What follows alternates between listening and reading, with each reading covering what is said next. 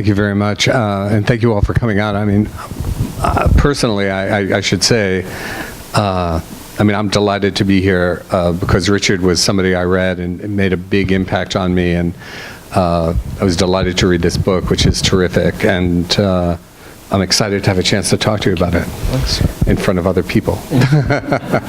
Maybe privately, too. But what does it mean if there's no audience? No, it's always a wonderful thing to see friends, and, it's a special thing. It really is. I love doing these things. Well, obviously, you left out a little passage from the book, and I was, it was a very strong and, like the entire book, extremely well written. I wonder if you could talk a little bit about why you made that selection, why exactly that passage. Well, you can hear me okay, right? That passage, so in a way, even though it just plunked down in the middle of a scene, sums up why I was drawn to rock and roll as a teenager, and then later why I wanted to write about it as a journalist. It wasn't any strategic decision or any feeling that something, grand would come out of it.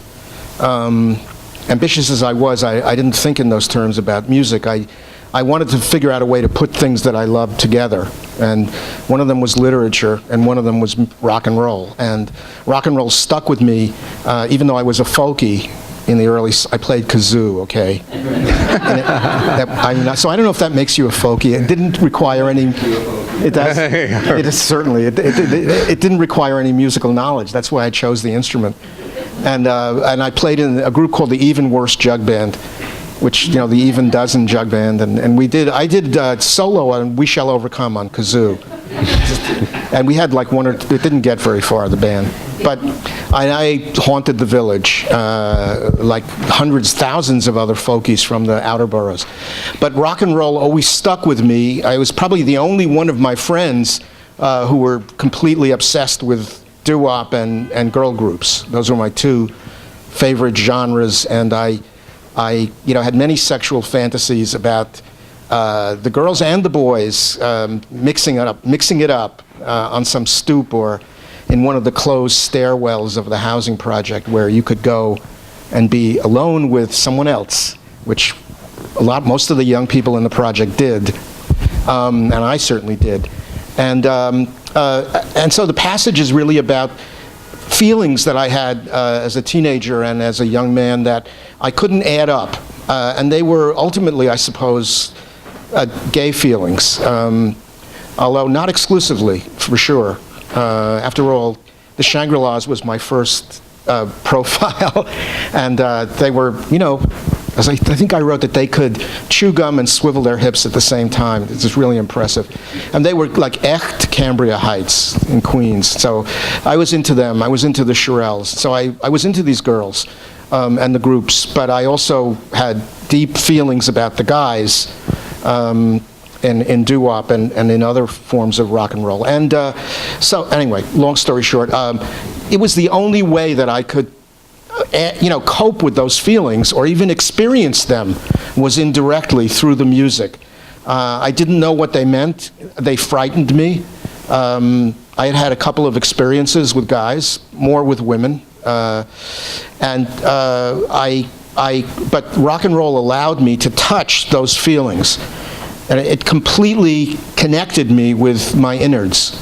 And so in addition to being obsessed with literature, which was a sort of isolated, alienated activity, I also had this other part of me that was completely immersed in rock and roll and couldn't get it out of my mind, constantly connected with it. So then it was almost a logical choice to put these two obsessions together and to write about it. That's why I did it. One of the, I think, powerful sections of the book is your kind of evocation of New York, and particularly the Bronx, where you grew up. Obviously everyone over the years has built up, whatever associations they have with the Bronx, but the way that you convey it was kind of very distinct from that. And I wonder if you could just talk about it a little bit and what your memories of it are like. Well, The Bronx No Thanks, as Ogden Nash wrote. He did. It's one of his major works. I know, I love the Bronx. My brother still lives there, and I go back to see him now and then, and I love it. I have very vivid, passionate memories of the place. You know, the Orchard Beach, which we called Horseshit Beach, or sometimes Wretched Beach, because there were condoms in the water. I mean, there really were. And plus, you know, it was stagnant. You know, it's the Long Island Sound. It's like the butt end of the Long Island Sound. And then chicken bones in the sand, lots of them. And anytime somebody drowned, 100,000 people would gather as the priest. If you saw the priest, you would just run to see who had drowned. And that's just, you know, I'm flooded with memories of that place. And to me, it was, you know, real working class life. There was a stoop in the building of the project where everybody hung out because there was no air conditioning allowed. It was really hot. And, you know, everybody hung out there. There were portable radios turned on, and everybody danced. And I was there every night. Sometimes I sang with other kids in front of my neighbors. So it was like a little corner of show business. And I don't know, I had the usual, you know, ambitious mother, you know, alienated but devoted father who flooded me with culture because he thought I had an aptitude for it, and he didn't know anything about it. And I think I write in the book, he was a postman, and he would tear off the addresses of art magazines and theater magazines. He worked in Manhattan in the Radio City station, so these magazines came to that station. And he just would tear off the addresses. They would go to the dead letter office, and then he would bring them home, and I would read them. So I read all of these realite, you know, theater arts, all of these magazines that, you know, were impossible to find in the Bronx. And, you know, he also brought me turtles from the post office and a bunch of other things that I could go into, his many, many jobs and his wrapping sausages around his legs so that, you know, he would bring them home, and, you know, all of our chocolate had lint from his pockets. I mean, that's working class life. I mean, it falls off the truck all the time.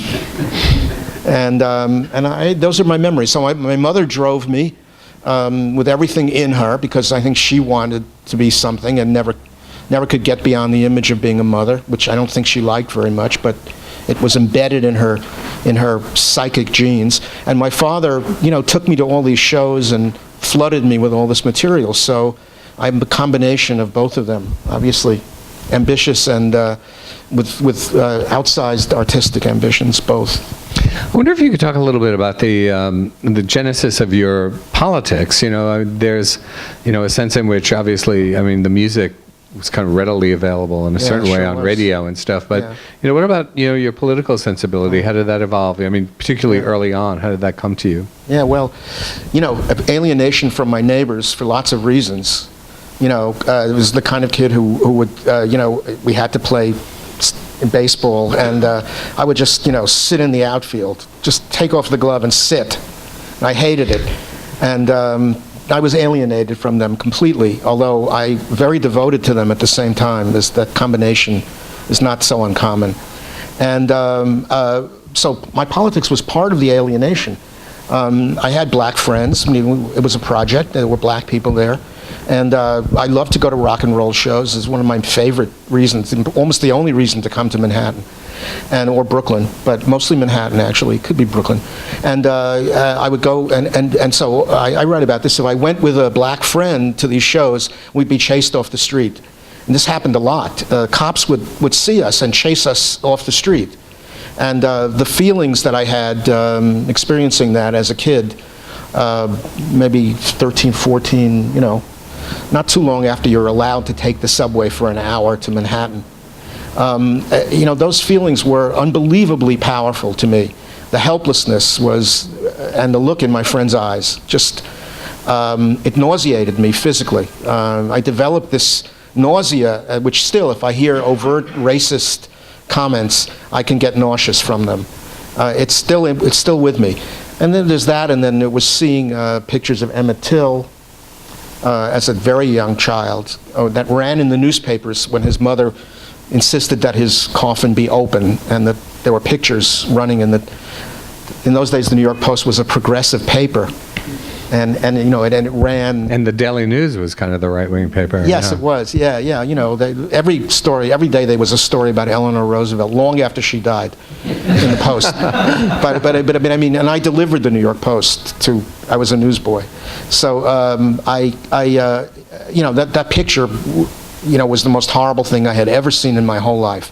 And so when you combine that with rebellion against my father, who really resented the idea that he wasn't getting promoted in the post office, and that black people were, because they did better on the test than he did, but that had never been allowed to happen.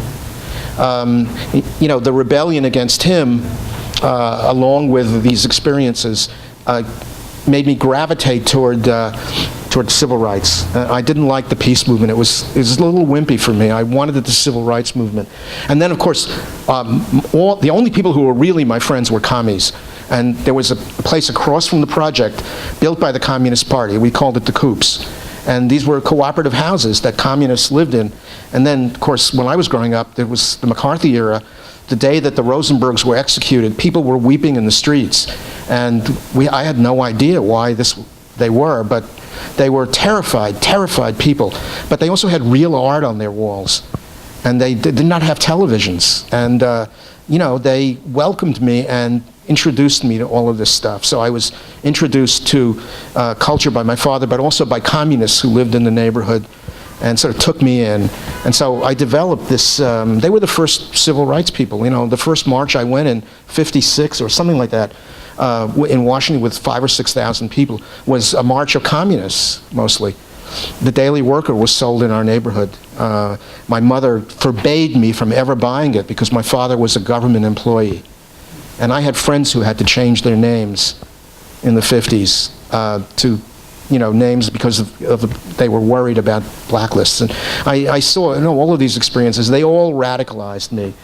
And by high school, I was practically reading Soviet Life, which you really have to be very tolerant to read Soviet Life, because there's a lot of happy people in that magazine. So my politics, I was a Marxist until I went to Czechoslovakia in 1968 and saw what young people were going through there and saw what communism was like on the ground. And I decided it was a worse empire than ours. And it changed my politics to be with those young people, many of whom were musicians with long hair, who would be picked up by the police and have their hair cut and then be put back on the street again and not allowed to play rock and roll professionally. And they were called Manushka, which is a Czech word meaning, it's a derivative of Mary. So seeing these Russians with briefcases walking around the streets just completely changed my politics around. And I decided only the young Marx was worth taking seriously. And I did for quite a while in the 60s. What about the aspect of your aspirations as a writer? How did that evolve? I mean, for the first 6 years of my life, I lived in the Vladeck housing project on the Lower East Side. We went there, my spouse and I went there a while ago just to look at the old buildings. I do every now and then. And right in the area was the Henry Street Settlement. It was like right across the street. And my parents took me there at the age of 4 or 5, I don't know, before school. And they enrolled me in a poetry class. And I remember the room vividly because it was stark white with big windows. It was an old building. And they read poems to us. And rhyme completely fascinated me. I just fell in love with rhyme. That's why I have such a weakness for alliteration. I had to really discipline myself in doing the book to take out 80% of the alliterations. It was, I can't help it. And then, send a salami to your boy in the army. I know it's a cliche, but actually we did go to Katz's and I did see that sign and I was fascinated by the idea that words could rhyme like that. So very young, I wrote poetry as a little kid. And then it evolved into fiction, and then when the new journalism came along, I thought, wow, fiction and reporting together, 2 mints in one, So. Obviously, the music that you grew up with, things really began to change, in the 60s, and I mean, the notion, that anyone like yourself or any really thinking person would be like writing about, rock and roll was, just not necessarily something that would have entered, anybody's mind as even a possibility. Yeah, I know. With the first, some people were doing it. Yeah. The sense that you had, that was beginning to become a kind of conceivable idea for you. Yeah. I mean, I wrote a piece on the Beatles. Bob reminds me that it was probably in '64. I thought it was earlier. I mean, I never found the piece because the newspaper doesn't exist, and there's no archive of it. Maybe '63, could be '64. I wrote about the Beatles ushering in something that I called in the piece the second jazz age. That they weren't just about music. There was an entire shift going on that they embodied. And the reason I thought this was because I could tell that they had some intellectual heft to them. I could tell from listening to them, even the rock and roll songs had odd touches in them. And just watching them, I could tell that there was stuff going on under the surface, almost by an osmosis. And then, of course, Dylan was a hero of all my commie friends. We would see him in the Village performing all the time.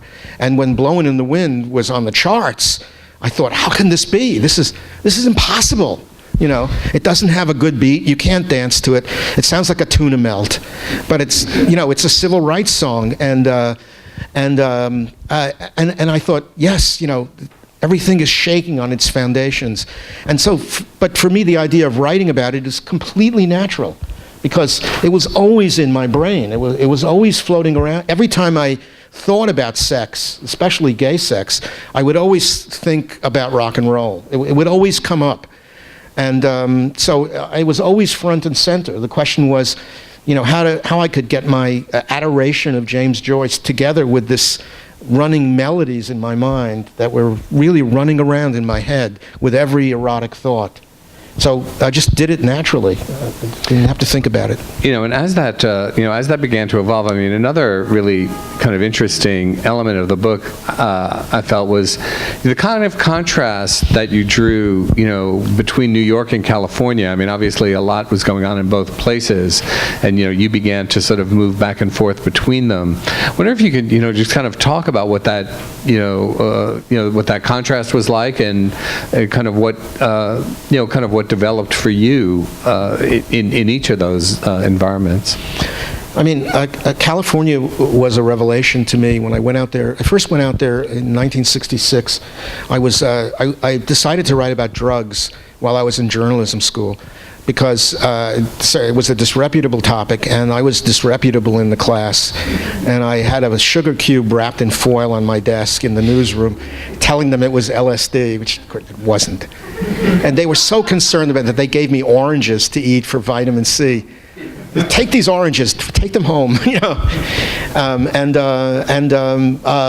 But what I noticed about drugs was, wait a minute, the dealer is your friend. It's like one of your buddies is dealing, and there's an entirely different culture emerging around marijuana than anything that was supposed to be there. It was supposed to be only Mesro and his peers who used it, or Ahmet Ertegun, during his youth. And as Jerry Wexler once told me, that they would just take the Fifth Avenue bus downtown on dope and on grass, and then they would just ride from Harlem downtown. But so I decided I need to find out about this, and I got an assignment from a magazine called The Moderator, which was a national student magazine, and I wrote, and from there I got a book contract. I did a piece, and then I got a book contract. Very little money, and that it gave me enough money to travel around the country. I took a leave from journalism school for a couple of months, and I interviewed kids who were using marijuana, and they wrote about it. The magazine moderator and the publisher turned out to be CIA fronts. I later found out in 1967, but the book appeared, and the publisher, added this chapter called A Guide for Worried Parents, and forced me to take out some of the more elegiac material about what I had seen in San Francisco, the Trips Festival. It was the Trips Festival, and so I saw light shows and things that I couldn't imagine existed. And I hadn't taken acid at the time, but I saw these things. And he forced me to sort of take it out of the book, and then, a lot of rewriting was done, and then he changed the title. I called it Mr. Tambourine Man.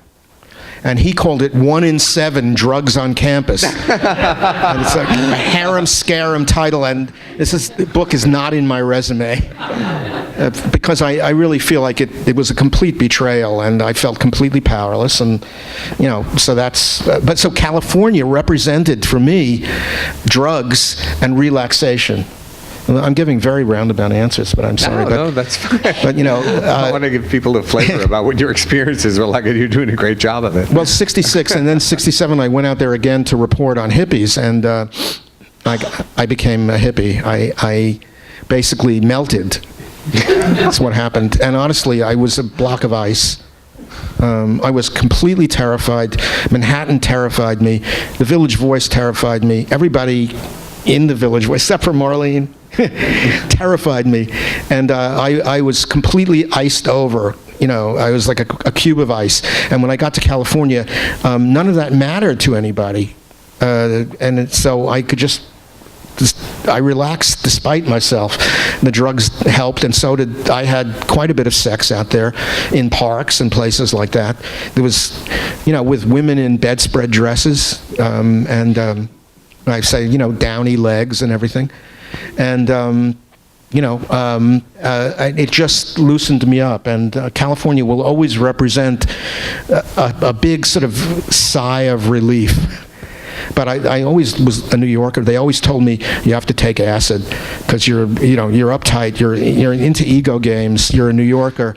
You're probably a narc. You have to take. I was accused of being a narc because I had this fevered New York accent, and so I did all those things eventually in California. I did take acid with somebody, and on Lake Tahoe, actually.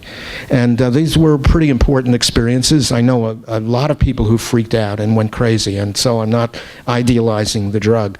But for me, it was an opportunity to realize I am not just the sum of my neuroses. I am just human. I am just an animal in nature. And I'm afraid of heights. I always have been, but I climbed up a tree and slept in the upper branches.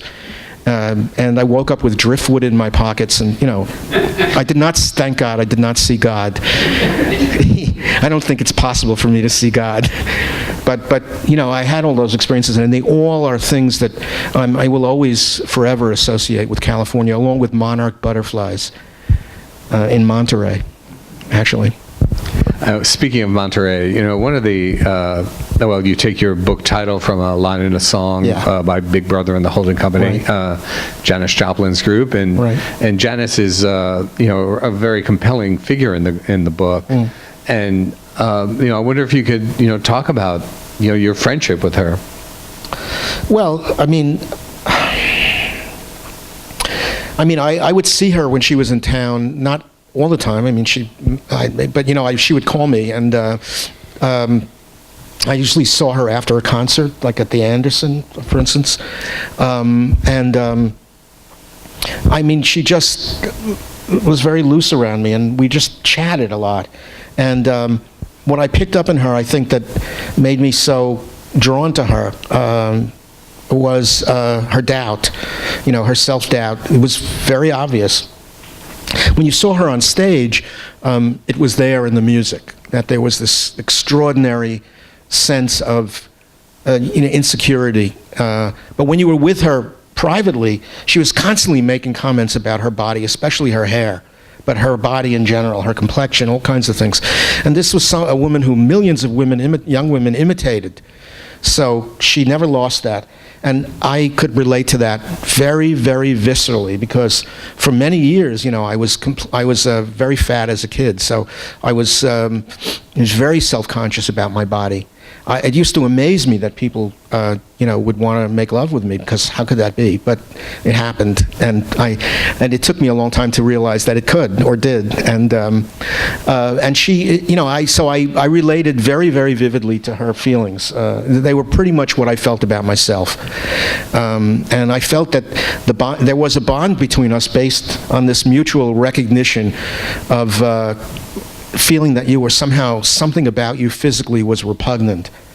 And when I first met her, it was in this house in Daly City that I think Jimmy Farrat, I'm not sure of this, but a company freak took me to meet, typical San Francisco bands. I said, okay, because these people often knew what they were talking about.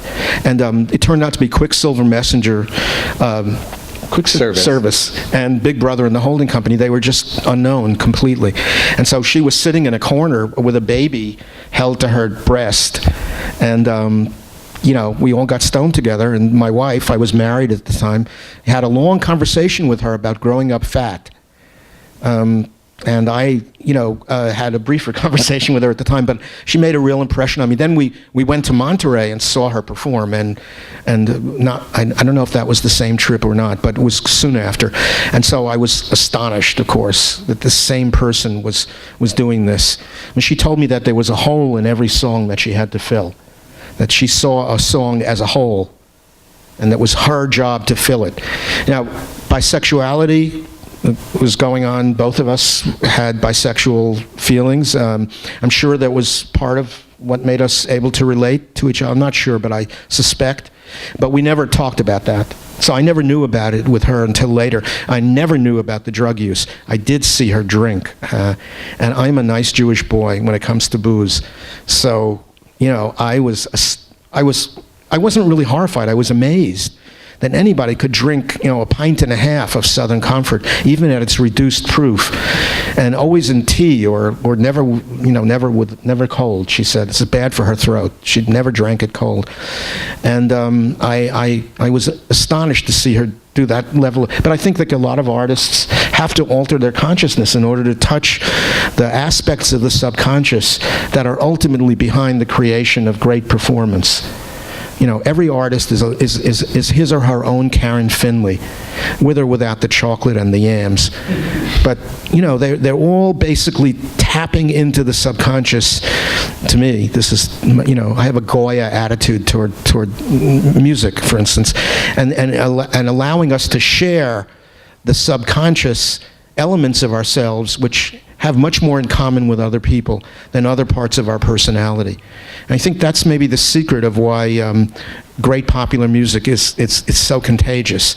It's a sharing of the subconscious below the level of even content. So all of that, I think she was able to tap into that through inebriation and through getting into a kind of trance, and maybe through accessing her own pain a lot, maybe even her desire for secession, which I saw often in her performances. I don't know if that means why we were friends, but that's as close as I can come. And so she mattered a lot to me. And she had a press agent named Myra Friedman who was all over her and cared for her a lot. And I knew Myra, and we were kind of a little squad with some other people around her, but we lost track of her. Once she got involved with her other group, and the inimitable Albert Grossman, I will say no more, even though I can because he's dead. I think she lost her support system, and I lost track of her. Next thing I knew, she was gone. So, one of the other early deaths of people who you were around was from that period where was Jim Morrison, and obviously a figure who's remained kind of compelling for like a lot of young people. Yeah. Can you talk about sort of being around him and what he was like? Yeah, another fucked up, insecure person, very evident, very, very evident. He had another sort of freaked out guy with a very strong girlfriend who was actually doing the driving when we were together. And he was... I was with him when he first heard his music on the radio. He just pulled his hat over his head. I had no idea what he thought of it. He was never aggressive around me at all. I just at that point, I think I had thought that there was a pattern among these people of intense insecurity and fragility, and they were almost, I would say, borderline personalities. They would be on some drug today, and you would not have wind chimes or good vibrations. You would have a happy Brian Wilson. No, I shouldn't say that because I don't even know if he is happy now, and just so, with Jim Morrison, there was also alcohol, and I did watch him record while drunk, and watched his producer, Paul Rothschild, turn off the mic in his booth so that he was just gesticulating like a silent movie of himself, and it was useless, and it was really a horrible moment. I don't think he realized that the mic was off. But finally, he came bounding out of the booth and screaming and yelling about killing people. But there was nothing behind it, There was no aggression in him, as far as I knew. When I saw the Oliver Stone movie and it had parts of quotes from my articles about him in it, I thought, this is completely phony. This is as bad as JFK, this movie. I mean, and it is not him at all. The quotes were there, but not the person. And I want to say one more thing. Going on and on. I think these people had serious ambitions as artists. And Jim Morrison thought, he was going to bring shamanism to mass culture. And I don't know how much reading he had actually done on shamans, but he read a book or two, maybe. And he was a protege of Michael McClure, who was a beat poet in San Francisco, and so he had a serious agenda there. He was going to touch the subconscious and get people to experience their innards through his visions and his music.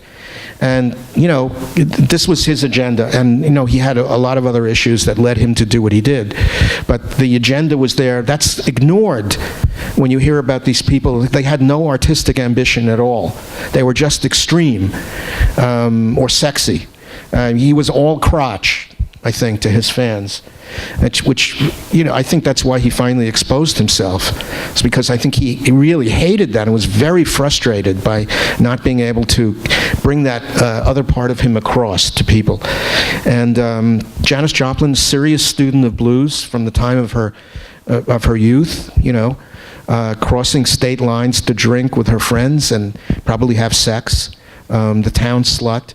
Really dedicated to black culture. I doubt that was very easy in Port Arthur, Texas. And so I think, Bessie Smith was her idol. And this is not the Queen Latifah Bessie Smith. This is the artist, Bessie Smith. And if you look at, there's a Bessie Smith video on YouTube. You can call it up. I think it's St. Louis Blues. It was a film, a race film that she made. You'll see a lot of Janis Joplin in the affect of Bessie Smith. She's not a classic beauty. Let me put it that way. And she is so degraded, so down and out, singing this song. And there is this chorus of support from other people in the scene, very communal feeling. And she just articulates her horror and frustration at her lot. My man's got a heart made like a rock in the sea. It's something like that. And Janis Joplin directly relates to that stuff. So all of these people, Brian Wilson, albeit he did not hear of Fauré. I thought he was an American Fauré. I never heard of that guy. I picked it up in church. It's barbershop music, whatever. But serious ambitions, I think, to be an artist, mixed with enormous anxiety about not selling records and what that would mean if he failed to sell records. I don't think he ever solved that conflict between commercialism and his genuine, because some of that material is great American music that leaves the terrain of even rock.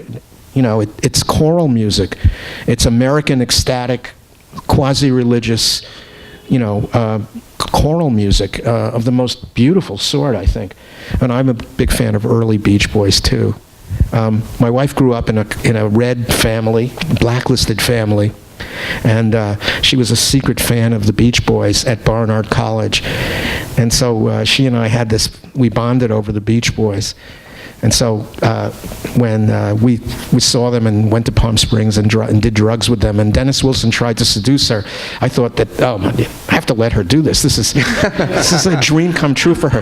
But she insists it didn't happen because he was too stoned.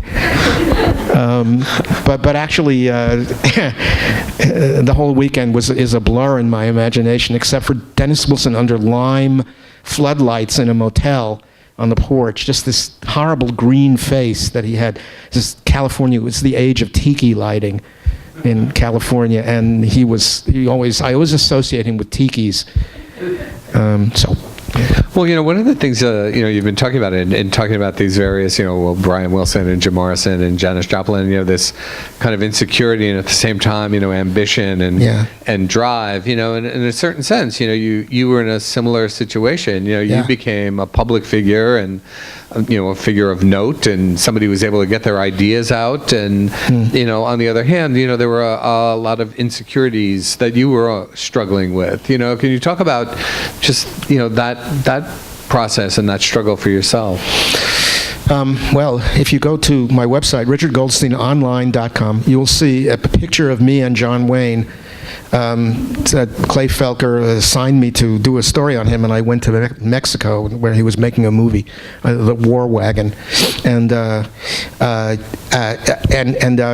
you just look at that picture, you can see what I was going through, because it's like I'm little and I look like I'm 12, and he's in full cowboy regalia, and he looked at me and then he said, "Listen, I understand about this." He said, "I grew up with the name Marion, so I'm cool with it. I'm okay." What do you know? I think I thought, So what was I? Going through this stuff. Yeah, I was constantly aware of being awkward, and I was, I hated meeting people. But when I met rock stars, all I did was just sit there with like an awed look on my face. I would come with 2 or 3 questions that I had prepared in advance, no more than that ever, and I just let them be, and they just took over. And I would speak in a very soft voice, because that's all I could get out of me. And honestly, I think a lot of them, the nicer ones, took pity on me. This is Charlie Watts, for instance. I was in a state of complete paralysis facing the Rolling Stones, and on a boat in the Hudson River, because no hotel would put them up. And Charlie Watts said, don't be nervous, just ask them questions. And so he snuck me into their limo. And I was riding in the limo with them as they went out of the boat base and through the garage, and suddenly girls invaded the garage. I mean, I don't know, hundreds of girls. They found out about it without tweeting, actually, and they accosted the car, and I saw people splayed across the windshield with huge lipstick smears, and then they got the door open and pulled Brian Jones out, and were clawing at him. It was really an amazing experience, and he had to be rescued by police, and the rest of us, but they were completely blasé about this. And I was, I thought, well, I wish I could do that. I really wish I could throw myself across a windshield and scream. I think that really is what I'm not exaggerating. This is really what I would have liked to do. And all I could do was be moved by watching, these are, young girls who really couldn't, for the most part, experience sex, because they would have been labeled sluts, even then, certainly. And so they were doing what I was doing. They were completely projecting their sexuality onto these figures. And the ecstasy was just something deeply moving to me. I totally identified. So for a long time, I just wrote about fans until I met the stars. Want to hear how I got to meet these people? Oh, by all means, yeah. There's somebody named Linda Eastman, who became Linda McCartney. I assume everybody here is old enough to know what a groupie is, and it's very hard to explain to my students that this is actually a high prestige avocation. That these people were very high status, and so Linda Eastman was a legendary groupie and a very good photographer, and there was a small group of us who were kind of into rock and roll and smart, and she was one of them, and we hung out together. And so she would, if a musician was coming into town, especially from England, they all wanted to meet her. And so she would just take me along. And while she was setting up, she would say, "You have to talk to him." So they would, I would have to distract them from preening, and I have this image of Donovan Leitch, what a schmuck, sitting, in a caftan on an ottoman with these two Afghan hounds beside him, trying to impress her, but answering questions for me, and that's how I got my earliest interviews with Brits, anyway. When you were describing yourself as meeting these people and speaking in a very, soft voice and being deferential, but your actual writing, was very strong and very powerful and conveyed, in compelling ways. Yeah. I think, the lives and the music and certainly those times. I wonder, can you talk about that transition from becoming the person then at the typewriter, distilling these experiences? Yeah, well, that's ethically disturbing because when I was at the typewriter, they ceased to become objects of awe, and they were instead potential characters in a short story. And there had to be an epiphanic moment in the piece where their character was revealed through an action or through words. And, this is what the well-made short story that I, was trying to replicate in these rock pieces. And so, I would look for that epiphanic moment, and I abstracted them when I sat down to write. I grew very uneasy about doing that. In the long run, I had to break through that and do stuff that was more authentically about them. But there was a split, a bifurcation between how I was with them, and then I had my notebook. I had my AirSats shorthand, so I didn't trust tape recorders because I couldn't tell when the tape was over. It didn't tell you when there was no more tape. So you had to turn it over. You had to keep looking at it. And so I took these notes. And so I did some terrible things to people, like describing Leonard Cohen pissing. He pissed. It was a cheap hotel. The walls were thin, and I could hear that he couldn't really piss well. And since he had been fetching about his love life for an hour, it really got me. I decided that this was a sign of his deep, profound insecurity. So he had a bad prostate or something.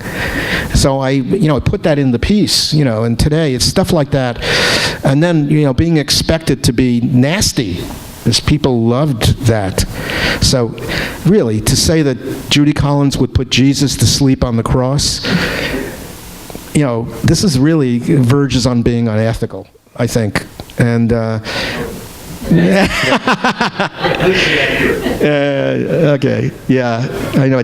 Well, maybe. I don't know. I grew to feel very bad about this stuff, but I was rewarded for being nasty too. So, but I think mostly it was a stylization in the interest of having an overnight deadline and trying to create a work of fiction out of a real human being that was at the same time totally accurate. It couldn't be invented. So it was very hard to do that and be authentic to them, I think. So before we'll have some questions in a second, but the final question I wanted to ask was, I was very much struck by how thoughtful your memoir is, and the degree to which not only you're willing to sort of take a very hard look at decisions that you made and things that you wrote. I mean, as you just did now, and that there isn't any, there's not much kind of score settling or anything along those lines. It's much more of a kind of self-examination, and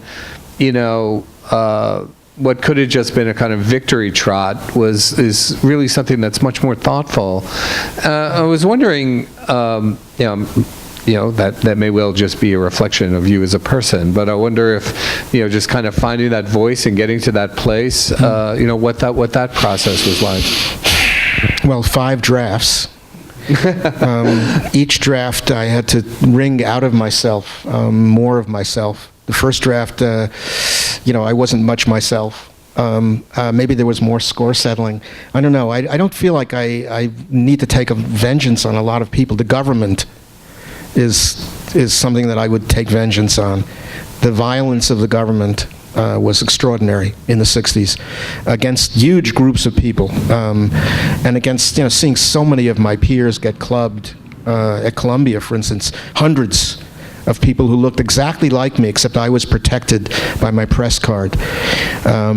Or in Chicago, where I watched horrible scenes and was shot at, actually, by a cop. I mean, although it didn't hit me or anything. And I disappeared on the spot and came to 3 blocks later. In an instant, I was gone, but I wasn't hurt. So, the government, racists, those are people that I would want to settle scores with, but not. I don't think I met a lot of individuals I thought were evil in the 60s, and so. But in terms of wringing yourself out of the stylizations, you have to. I felt that I had to be willing to make myself not look good, because I think the reason I didn't want to do this sooner is it was so painful and difficult. There was so much pain, especially at the end. I wanted to just completely close it off. So I had to really force myself to reach in and find the painful part that was so central to my experience. I mean, and then the joy was there too, but the pain. It was the pain of forging myself as a person.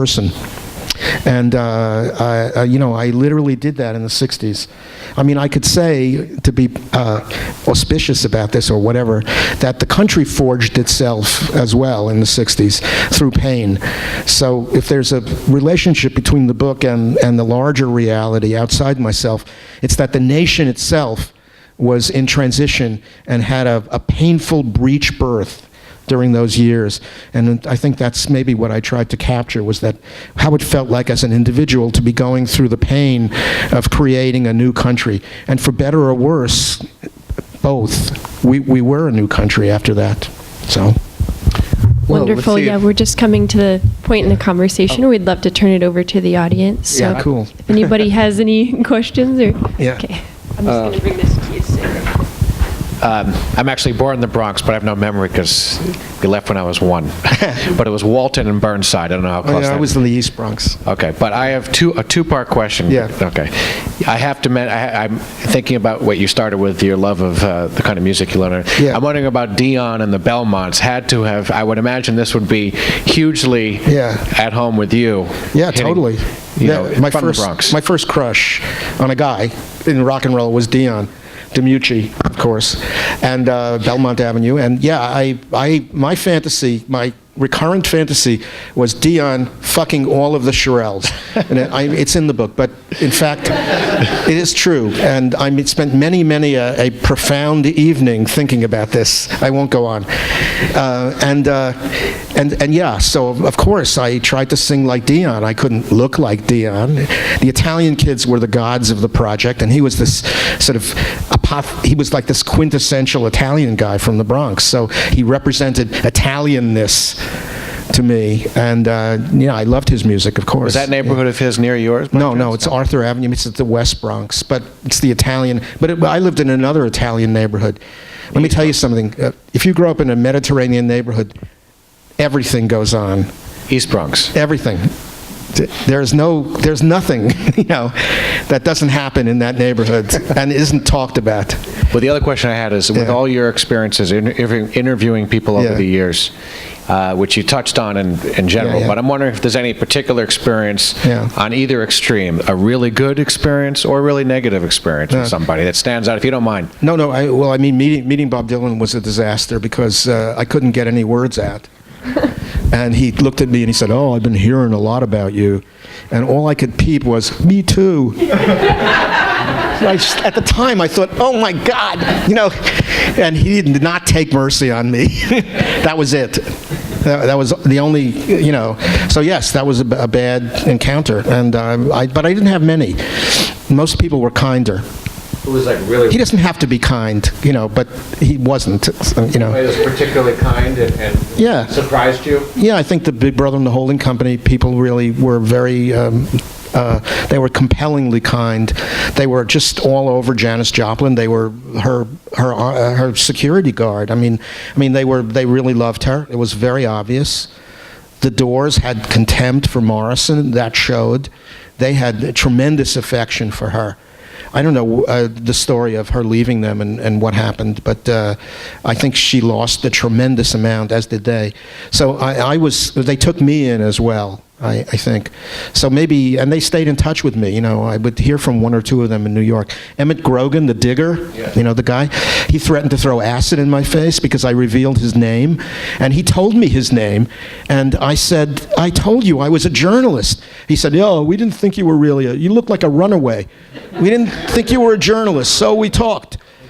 And so he didn't mean LSD, by the way. And so I didn't know I didn't do anything about it, and he never try anything. So there were some really bad, but really the bad experiences involved violence. Just this tremendous, there was violence in the civil rights movement that I witnessed, violence in the anti-war movement from the government, police violence, destroyed my feelings about police are set in stone from those experiences. A panicky policeman is a sadist. That's how I look at it. If they panic, they're sadists. Any other questions out there? Yeah. Start here. Go back. You famously eviscerated Sgt. Pepper's when it came out. Yeah. And I'm wondering, with almost 50 years of hindsight, do you still feel that way about it, or have you softened at all towards them? No, I mean, I probably should, right? Because there were a lot of people. There were people who think I was right, but I don't feel that way. No, I just put the review up on my website, as it's notorious, and it came up on Google. It's like, I don't know, it has like 18 million hits or something. It's all Chinese. I don't know. But I did not know how to deal with that record at the time.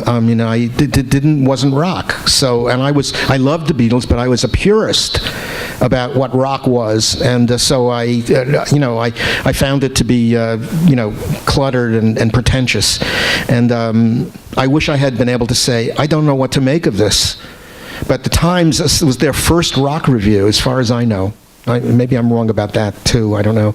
But and they assigned me to do it, and they expected a rave, and I panned it. So they got crate after crate of letters from that they shoved at me. My editor said, we haven't gotten so much negative mail since we put down the Bible. But as I became more sexually comfortable with myself and a little less sort of falsely macho, I like the album more. And I now relate to it as a work about gender fluidity, but also just fluidity of identity, which to me is like the essential hippie worldview, is that identity is arbitrary, fluid, can be created and changed at will. Very utopian ideas that are very hippie, and that the Beatles probably are partly responsible for. So I like the album quite a bit now. I play it for my students. They don't know what to make of it, just like I didn't. They don't know how to, they said, we don't know how to listen to this. What is this? So they like Jimi Hendrix' Star Spangled Banner. They say, quote, "That's sick." I don't know if you saw Bob Dylan on David Letterman's show last night. No. Oh my God! It struck me sort of as he could have been a bad lounge singer at that point. So you talked about a bunch of people who died too young, sort of at the height of their career. I was wondering if you have any thoughts on sort of the arc of the sort of too old to rock and roll, too young to die. Oh no, no, that's you're not too old. I mean, okay, the Rolling Stones. I think I have to say in the book I wrote that Mick Jagger's face is the picture of Dorian Gray, but that's it has nothing to do with his ability to make rock and roll. With Dylan, I'm going to have lots of opinions, not all of them positive about Dylan, and at least he's a great artist. He changed the American song forever. Poetry he has not influenced, in my opinion, and I don't like the worship of Dylan, and I think it's suspect. I think it in a way he idealizes a very patriarchal worldview. And it disturbs me that people are attached to that. And some of the worship of him, I think, in the present has to do with that. He's like, an intellectual patriarch. I don't know, but this is not an opinion that anyone else holds, and I don't feel very righteous about it. It's just what I feel about him. But, he made a horrible Christmas album, but so did Jimi Hendrix. So, right? Yes, I I think so. Yes, I know Jimi Hendrix has Christmas music, right? He does. No? Uh-oh, you cannot be wrong. You cannot be wrong. Christmas music, Swooper is always right. Tom is always right. It's not a full length. It's an EP. Okay. All right. Good. Okay. Yeah. Awesome. Any other questions? Oh, please, come on. Yeah. Oh, okay, Bob. Well, I want to ask you about doo-wop some more. Okay. I'm just going to hand this really quick. Thank you. I was not a great singer. I was a good singer. I'm interested in your fandom. Yeah. My what? Your fandom. Okay. To what extent, so you named Dion, and that makes sense, although Dion seems sort of, in a way, post-doo-wop. Yes. Very late doo-wop. Yeah, not even really doo-wop. A little hard to define all these things. He was cute. What I want, that counted for a lot. What I want to know is, did you know what these people looked like? Did you think about their races? Because I just taught some doo-wop at NYU. Yeah. And I like it more and more. Yeah, it's great. But what struck me about it was how anonymous it was. Mm-hmm.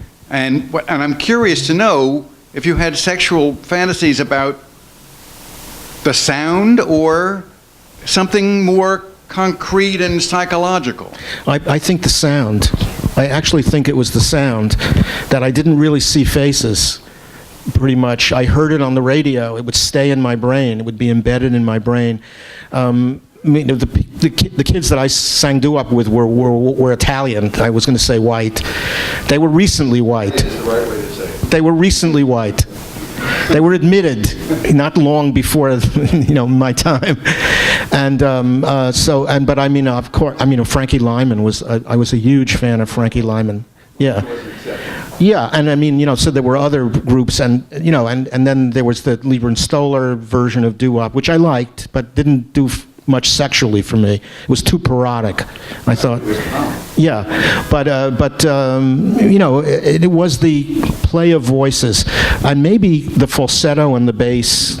In dialectic, I don't mean to use that word, but there's a dialectic, and it was going on inside me, but not in my conscious mind.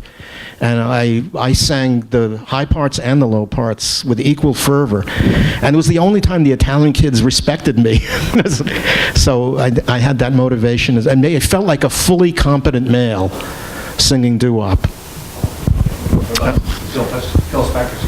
Phil Spector style, we're talking, Wagner, the American Wagner, yes, and the Ronettes, you want to talk about wet dreams, Ronnie Spector was it, as far as, I saw him record River Deep Mountain High for a night. I was there from about 10 p.m. till about 3 or 4 in the morning with Tina Turner looking very bashful, sitting on a stool, sipping tea. And here you just recording phrases that she had to do over and over and over again. And, I was, I don't know, he barely noticed me. But as an artist, probably maybe the greatest person who ever walked into a studio. I don't know, for me, in my time, and the muddying of those instruments, that's, sonically, that's extraordinary. And he was basically sampling her while she was sitting there. So, because he couldn't do it any other way, I suppose. Hi. I was wondering if you had thoughts about how the 60s are seen now, and especially given the recent Mad Men finale. I don't know if you watched it or know about it. Yeah, I got tired of Mad Men around 1958. It's like, okay, I know enough. You're getting a lot of sex, great. That's not all that was going on. The 60s are seen in a kind of Acadian haze. They're either dangerous or they're utterly magical, and both of them, of course, are not true. My job as a teacher, and one of the courses I teach is a course on the 60s, is to show my students what the logic of the time, there was a logic to why people behaved as they did. And so what I try to do is to show my students how that happened logically. We begin with Thoreau, And then we go into the Beats and the hipsters and Mailer, and you see the tracing of it. The 60s begins in the 1840s with the Transcendentalists. You can see all 60s ideology is in the Transcendentalists. Whitman is the sexual politics of the 60s, and Thoreau is the civil disobedience, and Emerson is the individualism, and 60s is left libertarianism. So all of this stuff is embedded in American life, and that's why I think it can happen again. And that's why I tell my students that the 60s is Americana. It goes back maybe to the great awakenings of the 18th and 19th century, which were progressive early on. So the abolitionism and all of that, this is our hidden, this is, the repressed that can return in America. And so I think on some way or other it will happen again. And in little ways it pops up and then something sits on it. It's like a soda bottle that's stopped up and finally can explode maybe at some point. So those are rather scattered ideas of what an entire course in the 1960s is. And they sit there with their mouths agape when I describe. You see those people at Woodstock? They're all on LSD, okay? 300,000 people are completely psychotic. No violence. How can that be? And we talk about that. I must tell you one more thing. They find the risk-taking in the 60s the most remarkable part of it. And they find it very difficult to conceive of the kind of risks that people like me and probably everybody here took in the 60s, experimenting with things that they would never dare to do. So that, for them, that's the most exotic part of the 60s. Wonderful. Thank you so much. On behalf of the Strand, Richard and Anthony, thank you so much for joining us tonight. Thank you all very much. And thank you guys for coming out as well.